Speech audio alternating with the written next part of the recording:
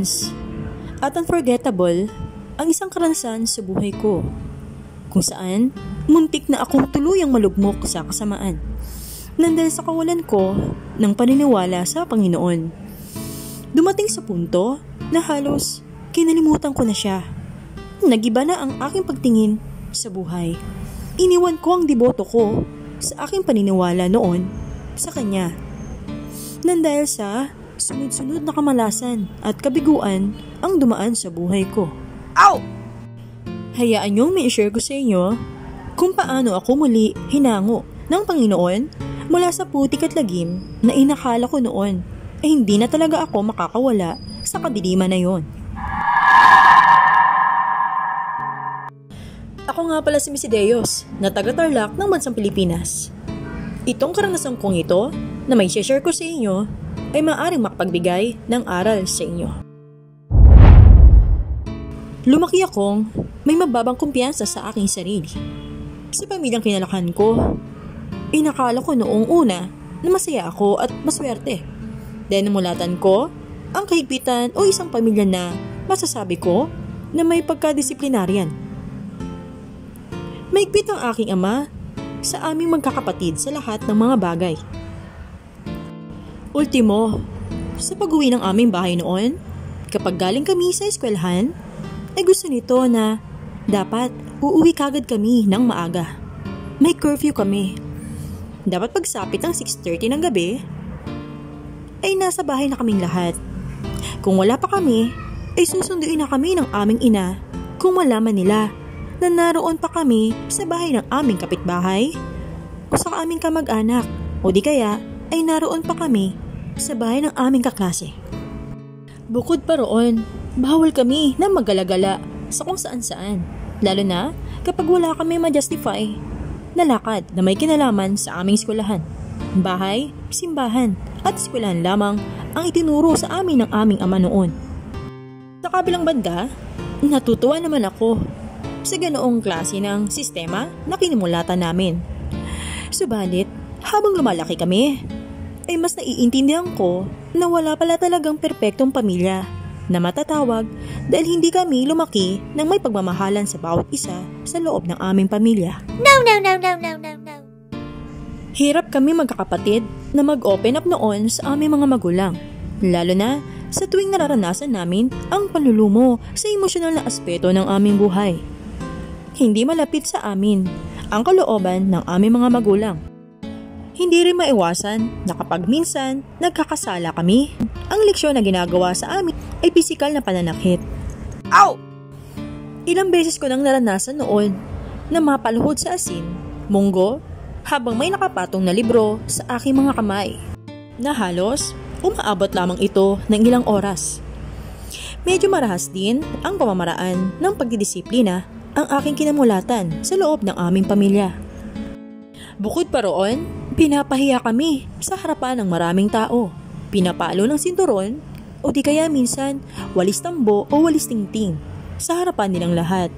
Kapag may pagkakataon naman na namataan naming mainit ang ulo ng aking ina o ama kapag bigla kaming nagkasala nang wala sa lugar. Ow! Halos, puro trauma lang lahat ang aking binaon mula sa alaala ng aking kabataan.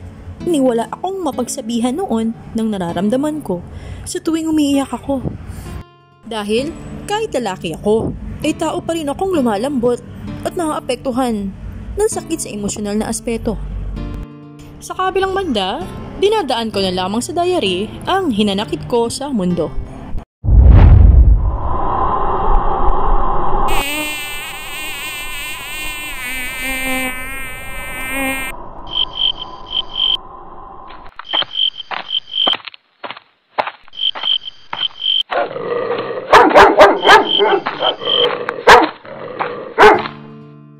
Hoy! Iyo! Teka nga! Napansin mo na ba kung anong oras na ngayon? Oo! Naku, ma! Pasensya na ho kung hindi ko na po napansin ang oras. Hala! Sige nga! At mag-explain ka kung bakit inabot ka ng sobrang gabi.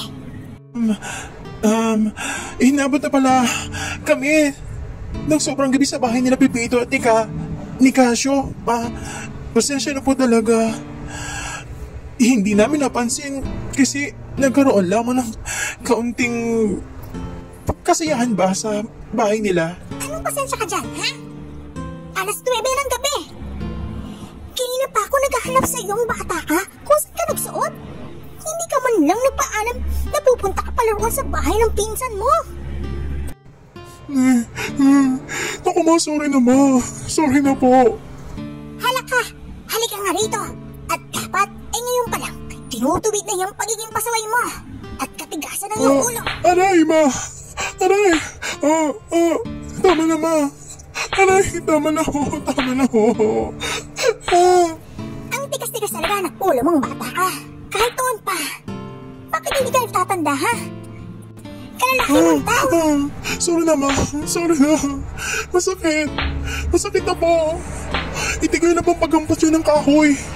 Ng 2x2 sa mga hita at likod ng parte ng aking paa. Tama na po ma. Tama na ho. Nararapat lang yan sa'yo. Teka nga. Tumawag naman ako sa bahay nila ni Casio kanina. Bakit sinabi nilang wala ka ron? Parehas talaga kayong pasaway. Yung mga pinsan mo. Ang titigas talaga ng ulo ninyo. Hindi ko na talaga alam kung saan kita pinaglihi ang tigas ng ulo mong bata ka. Ma, tama na ho. Aray, ma, tama na ho. Makailang beses ko nang nararanasan na mabugbog ng aking ina o di kaya ng aking ama. Dahil sa mura kong edad na iyon, ay wala akong pinagsasabihan ng nararamdaman ko kundi sa isang diary lamang. Maging sa mga itinuring ko na malapit kong kaibigan ay hindi ko na rin nagawa pang ma-share ang nararamdaman ko. Dahil minsan ay kung sino pa ang inaakala natin na makakatulong sa atin, ay yun pa ang maglalaglag sa atin. Dahil sa naging routine sa ganong kaganapan sa buhay ko, ay natuto akong bumulong sa hangin. Madalas ko na rin kausapin ang aking sarili. Lalo na maitago sa isang maliit na notebook ang tunay na nilalaman ng pagkalumo ko noong kabataan ko.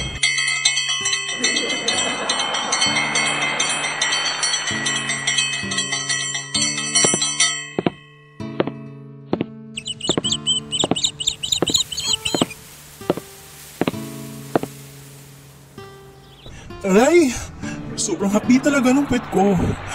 Ay, dahil sa palo ni mama sa akin kagabi, gamit ang 2x2 na kahoy. Ano ba yan? Mahihirapan tuloy akong umupo ng maayos ito. Mamaya, sa loob ng klase namin. Ay, wala akong magagawa. Kundi yung magtiis na lang. Ay, buhay. You know? Aray! Oops! Sorry pre ha? Bakit? Anong nangyari sa'yo? Ang uay mo naman. Mahina lang ang palo ko sa'yo ha? Kala mo lang yun, pre. Sobrang hapdi ng puwet ko eh. Halos nga, hindi na nga ako makalakad ng maayos sa sobrang sakit. Bakit pre? Anong nangyari sa'yo? Ha? Kasi yung nanay ko eh. Wrong timing ata ang pagsalubong ko sa kanya sa mood niya. Kahapon, siguro, nag-away sila ni tatay. Kaya ayun, ako pinagdiskitahan niya. Ako pre, marahas pa lang inay mo. Nakakatakot. Isa pa, bad trip din ako sa mga pinsan ko. Tumawag pala si nanay sa bahay kung nasan ako kagabi. Hindi man lang pinaalala sa akin na pinapauwi na pala ako. Hanggang sa yun, hindi ko na naman layan ng oras na umabot na pala ako ng alas 9 sa bahay nila kagabi. Ako pre, hayaan mo na yun. Minalas ka lang talaga. Tsaka sana hindi ka na lang muna pumasok. Naku pre, hindi pwede yun eh. Lalo kasi akong pagagalitan at bububugin pa ako ng nanay ko. Pag malaman nun na hindi ako pumasok ngayon. Bunga ng paulit-ulit na pangbubugbog na nararanasan ko sa tuwing nagkakasala ako ay para bang naging manhid na ang katawan ko sa sakit. Mas pinili ko na lamang na manahimik at hindi magkwento sa lahat ng mga tinuring ko na kaibigan sa aming eskwelahan maliban lamang sa isang tao.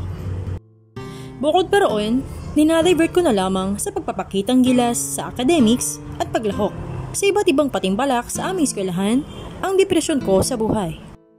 Saka ko nga ito binibida sa aking mga magulang upang sana kahit na papaano ay mapalitan sana ng tuwa at maramdaman ko na maging proud sila sa akin kahit na minsan. Subalit, Tila baga, manhid sila at wala man lang pakialam sa mga tagumpay na binibida ko sa kanila. Gaya ng mga certificate at medalya, lalo na kapag naisasama ako sa top sa loob ng aming klase. Para bang wala man lamang magandang kapalit ang ibinabalik sa akin sa kabila ng lahat ng aking sakripisyo. Hindi sila marunong maka-appreciate sa pagsisikap ko para lamang mapasaya sila. Dahil doon, mas lalong tuloy lumalim ang hinanakit ko sa kanila. Gayon din sa buong mundo. Ang galit na iyon na matagal nang nanahan sa puso ko ay mas lalong lumalim at tumaki hanggang sa ito na ang nagtulak sa akin para magrebelde ako sa mundo. Minsan, dumating ang pagkakataon na niyaya ako sa iba't ibang party ng ilan kong mga kaibigan. Kung dati-rati, ay halos tanggihan ko lahat ng mga kasiyahan na iyon upang makaiwas sa masamang impluensya na maaari kong makuha mula roon, ay bigla isang araw nagbagong ihip ng hangin. Gayon pa man, dahil sa bigat ng daladala ko sa aking dibdib, ay hinayaan ko na lamang ang aking sarili na sumama sa kanila.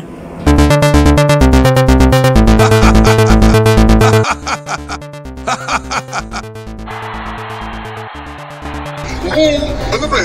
Nagsisisi ka na ba ngayon? Dahil sumama ka rito sa club na Lester. Hindi naman.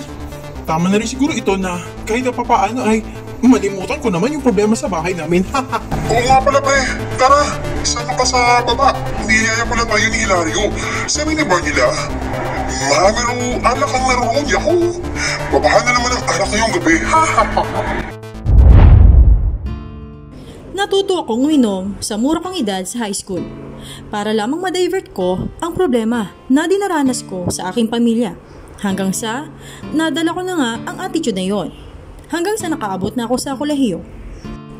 Hindi ko na nga napansin na mas madalas ko na pala tinutuon ang aking atensyon sa barkada dahil sila ang nagpuno ng kakulangan na hinahanap ko sa sarili kong pamilya. Sa kabilang banda, bunga lang pagkalungo ko sa barkada ay naimpluwensya na rin pala nila ako na magsinungaling sa tuwing may session kami ng inuman sa bahay ng maaki barkada o di kaya sa ibang lugar. Sa pagkakataon na iyon ay mas niluwagan na nila ang paghihigpit sa akin sa kolehiyo sa kadahilanan na hindi na makontrol ng oras ng aking pag-uwi sa bahay dahil sa napakaraming aktibidades na ginagawa namin sa kolehiyo.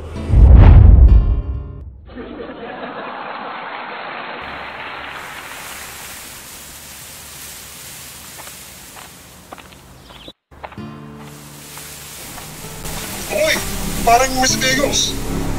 Alam mo ba ang balita? Birthday na pala ni parang Calixto eh. Mamaya, iniimbitahan nga tayo nun sa bahay nila. Ano? Talaga ba?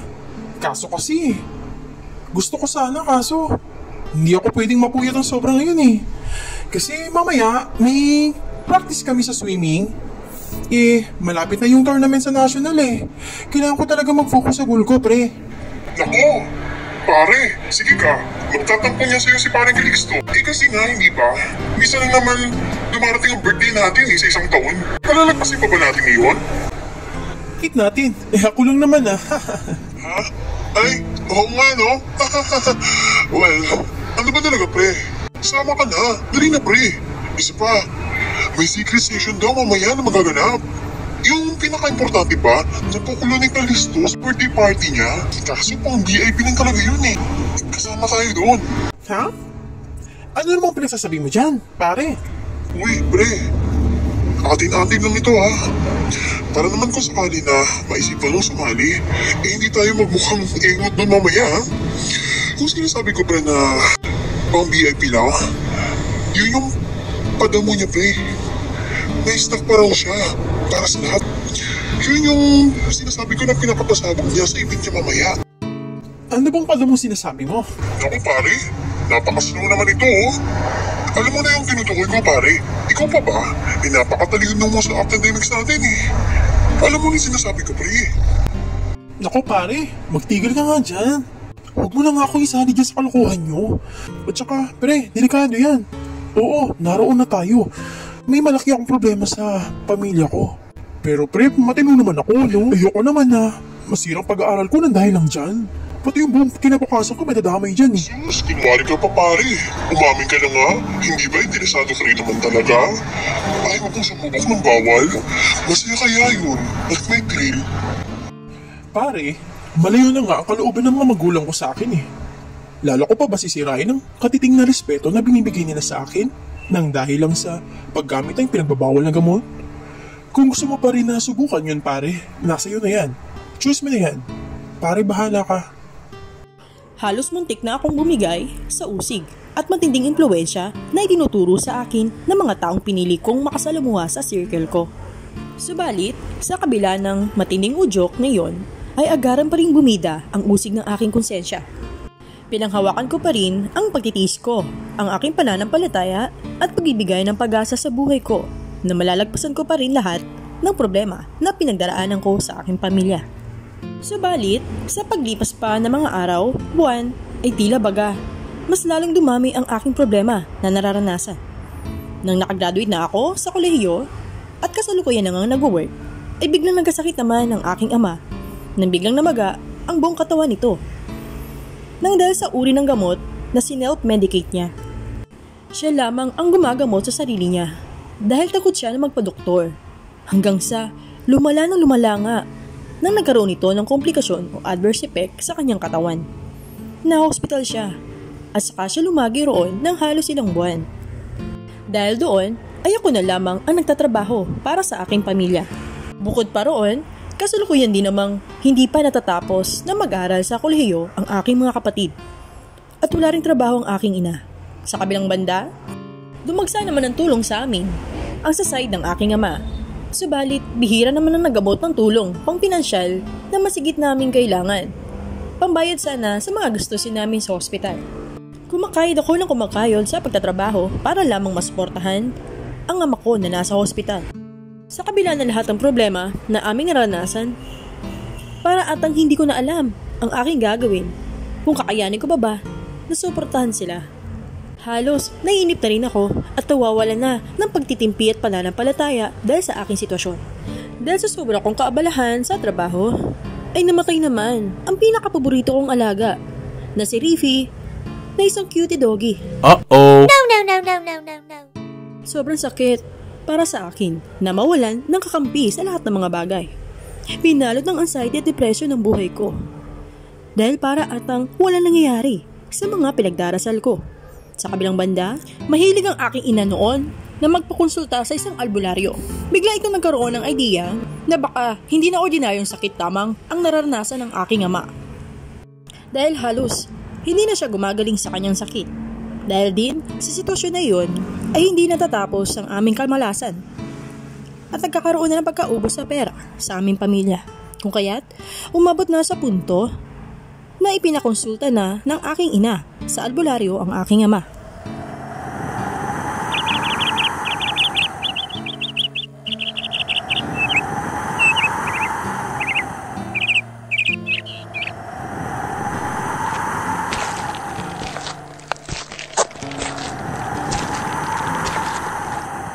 Mare, sigurado ka ba sa gagawin natin? Oo naman, kumare. Dito ang lugar na binigay ng hibag ko. Magaling daw na albularyo yun. Kasi, nung nagkasakit daw siya, halos parehas lang sa sitwasyon ng kumpare mo. Babalik-balik din daw siya sa hospital. Hanggang sa, nalaman na lang niya nung nagpatingin siya sa albularyo. Eh may kumukulang daw sa kanya. Yung albularyo raw na iyon ang nagpagaling sa kanya. Si Mare, hopefully, mapagaling din siya ng albularyo. Si kumpare, kawa-awa naman ang kalagayan niya. Tao po. Ano yun? Magandang tanghali ho, mister. Baka nakikilala niyo ho si Celsa. Hipag ko po iyon. Siya po ang nag-repair sa inyo na inyong tahanan. Kung kaya't napunta po kami ngayon dito sa inyo. Ano bang ipapakonsulta nyo? Tara, at pumasok muna kayo dito sa loob ng aking bahay. Yung asawa ko po kasi matagal nang nakaratay sa sakit. Nalagi nga po siya ng halos 2 buwan sa ospital. Dahil doon. Pero ngayon po, naroon na po siya sa bahay namin. Dahil wala na po kaming pambayad sa ospital. At At pumayag naman ang doktor na iuwi namin siya. Sa katunayan, ito po pala ang kanyang litrato. Kung sana po namin na ipatingin kung may iba pa bang dahilan kung bakit po siya nakaratay sa kanyang sakit. Okay ho, ihahanda ko lang ang mga kagamitan ko. Naku ho, nakikita niyo ho ba sa tubig na ito na may tuyong kandila sa loob ng planggana na may nagkumukulam sa asawa niyo? Ano ho? Ganun ho ba? Kinukulam ang asawa niyo na isang babaeng mahaba ang buhok na may kaitiman ang balat nito. Labis ng galit at inggit ang dahilan kung bakit binigyan niya ng sakit ang asawa niyo. Hindi lang siya galit sa asawa niyo, maging sa buong iyong pamilya. Huh? Oh no. Uh-oh. Naku, kumare. May nakaaway ba kayo ni kumpare? Ano ho? Halos marami naman talaga ang ilag sa kanya kasi sa status niya sa trabaho niya. Iyon lamang napansin ko. Siya nga pala, ito'y simula pa lang ng paghihirap sa inyo. May isusunod pa sa pamilya niyo. Marahil, ikaw yun ang isusunod dito dahil mas may malaking galit daw sa isang babaeng asawa. Hindi ba ikaw yun? Gusto nang nangungulam sa inyo na ubusin ang impok niyo na pera at bumagsak kayo. Naku, ano pong dapat namin gawin para gumaling na at matigil ang ginagawang kahiyupan ng mangkukulam na yon? Kailangan kong magtungo sa mismong pasyente para personal siyang magamot. Sige ho. Baka pwede na kayong sumama sa amin ngayon. Public sa aming bahay. Bago ko pa natuklasan, ang nadiskrube ng aking ina sa isang albularyo ay abala pa ako niyon sa aking trabaho. Staying pa ako sa work ko dahil wala akong ibang iniisip noon kundi kumayod ang kumayod at mag-overtime na mag-overtime para lamang masuportahan ang pangailangan ng aking pamilya. Halos natatagtag na sa pagod ang katawan ko. Biglang dumating sa punto na halos bumigay na ako. Nawala na ako ng pagtitimpi dahil nilamon na ng depresyon at anxiety ang buong pagkatao ko. Gabi-gabi na rin akong umiinom para lamang kahit na saglit ay malimutan ko ang binibitbit ko na problema. Isang gabi, habang naroon ako sa tuktok ng dirasa ng aming dormitoryo, ay lango ako sa alak. Saka nga ako nagsisigaw roon sa tuktok para lamang mailabas ko ang hinanakit ko sa buhay.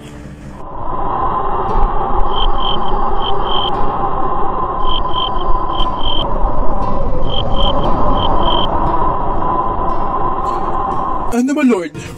Pinapakinggan mo ba talaga ang mga panalangin ko sa iyo? Bakit sobrang bigat ata ng mga pagsubok na pinagdaraanan ko?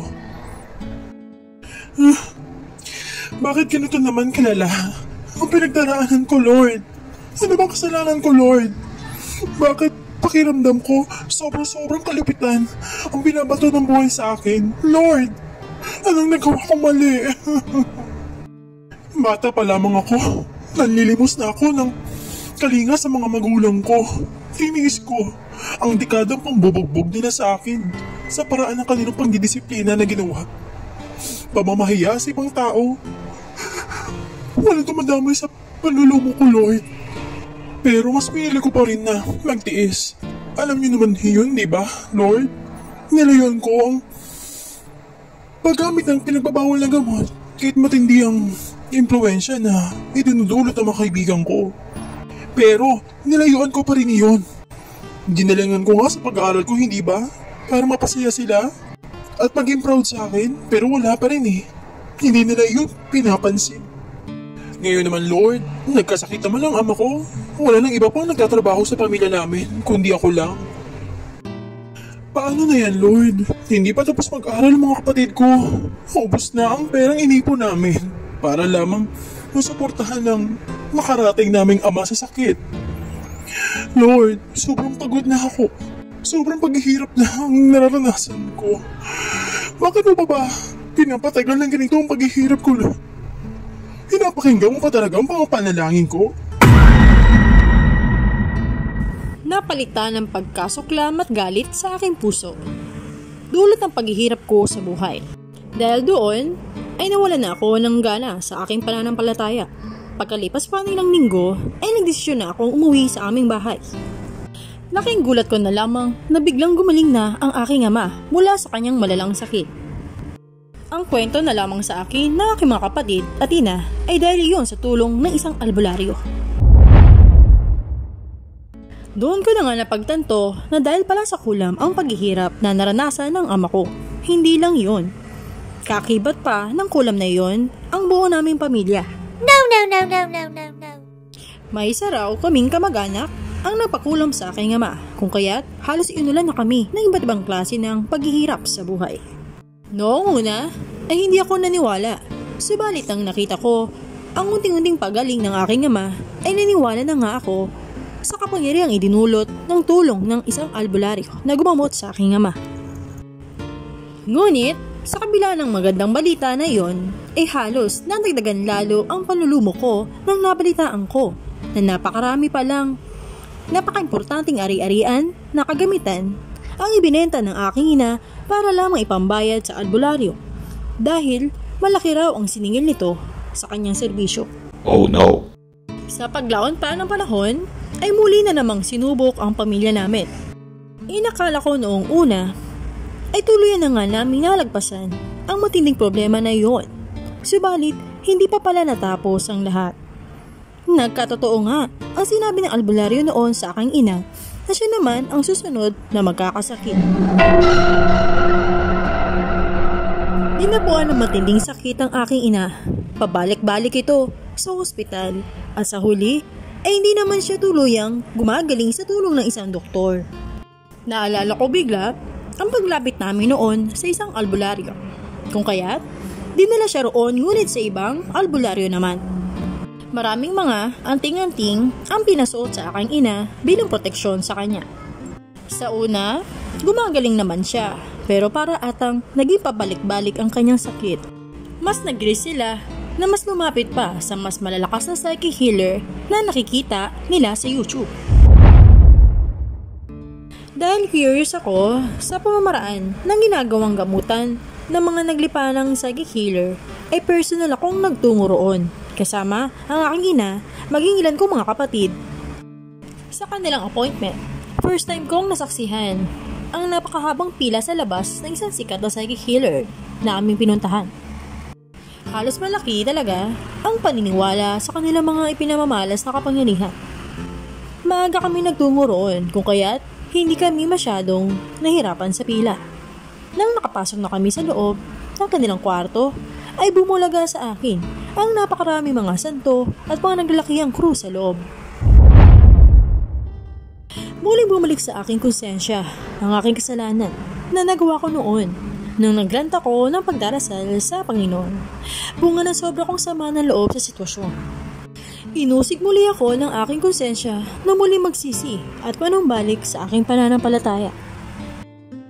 Sa kabilang banda, nasaksihan ko ang ginawang panggagamot sa aking ina. Nagimbal ako sa aking nasaksihan, lalo na nang pinasanib ng psychic healer na iyon sa katawan ng aking ina ang mangkukulam na nananakit sa kanya. Sa huli, ay napagaling naman siya nito. Subalit, hindi mawala sa aking isipan ang dulot ng sobrang pamirisyo na dinulot ng mangkukulam na iyon sa buhay namin.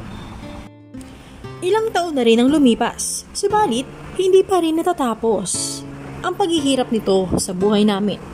Ang sobrang galit na iyon sa puso ko ang nagtulak sa akin para pag-aralan kung paano nga ba maging isang psychic healer.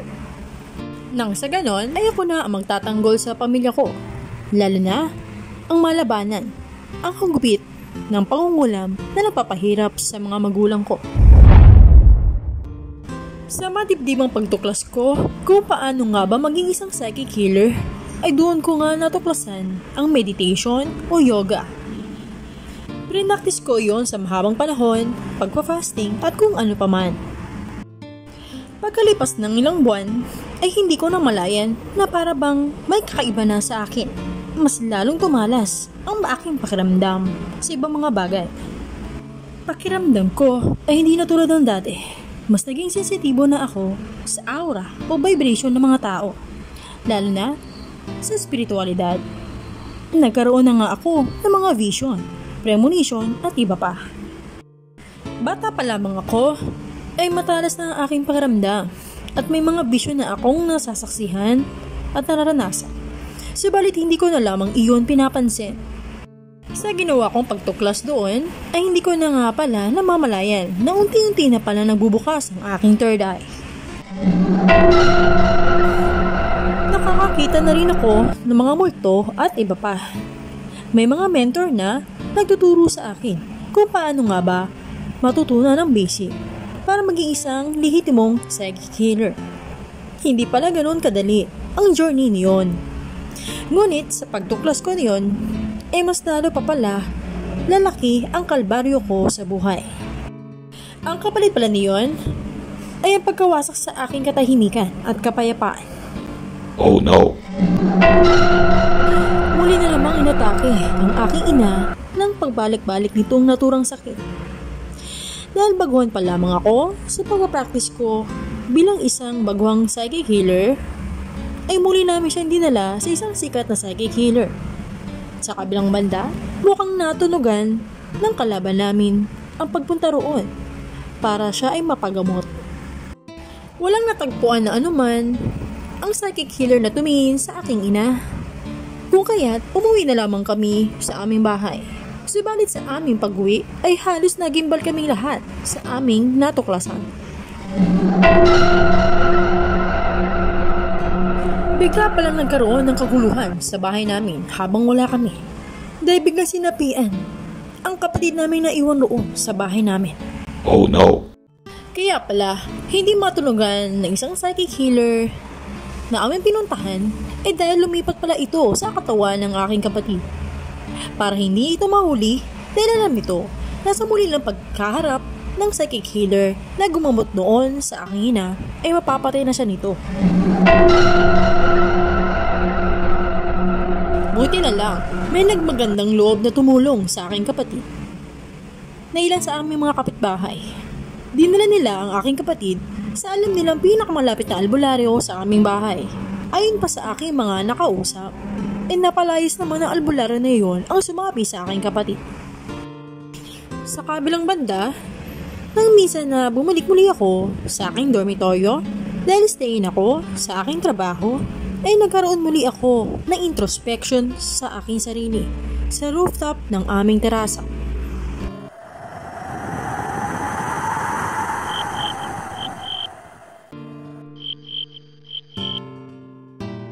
Ay, buhay. Siguro, panahon na Lord, para pagsisihan ko na yung mga nagawa kong kasalanan sa iyo, Lord. At sa sarili ko, hindi ko na kasi alam kung tama ba talaga itong ginagawa ko, yung journey na tinatahak ko ngayon. Para maging isang psychic healer ba? Alam mo naman, mahal na Panginoon, na ang pinaka-purpose ko kung bakit ko ito ginagawa ay para matulungan ko ang pagsugpo sa kadiliman na nagpapahirap sa amin, lalo na sa mga magulang ko. Lord, i-guide mo naman ako, Lord, kung ano man dapat kong malaman na solusyon sa buhay ko. Patawad, Lord, sa nagawa ko. Habang nagre-research ako sa aking internet, ay tila baga may umagaw sa aking atensyon na turo ukol sa exorcism. Ewan ko ba, pero para atang hinatak ako ng curiosity ko na tuklasin ang hiwaga tungkol sa turo ng exorcism. So kaya't pinanood ko ito. Pagkalipas ng sandali, doon lumiwanag ang aking isip na mali pala ang journey na tinutungo ko. Mas lalo ko palang nilagay sa panganib ang aking buhay. Lalo na ang aking kaluluwa. Sobra akong nagsisi sa ginawa kong pagtuklas at pag-aaral ukol sa journey ng isang psychic healer. Dahil sa journey na iyon, ay mas lalo pala akong nagbigay daan sa pagbukas ng portal para sa mga masasamang elemento na naglalaro sa kaisipan ng mga tao. Pagkatapos ko nga madiskubre iyon, ay agara naman akong nagtungo sa simbahan para ikumpisa ng lahat ng aking kasalanan. Humingi na rin ako ng payo sa isang cheap exorcism para malutasan ang aking problema sa paitang kulam. Sa kabilang banda, Parang biglang may isang matinding calling akong naramdaman hanggang sa nagdesisyon akong mag-aral muli ng theology para maging isang ganap na pari at mapabilang sa grupo ng mga exorcist na lumalaban sa puwersa ng kadiliman.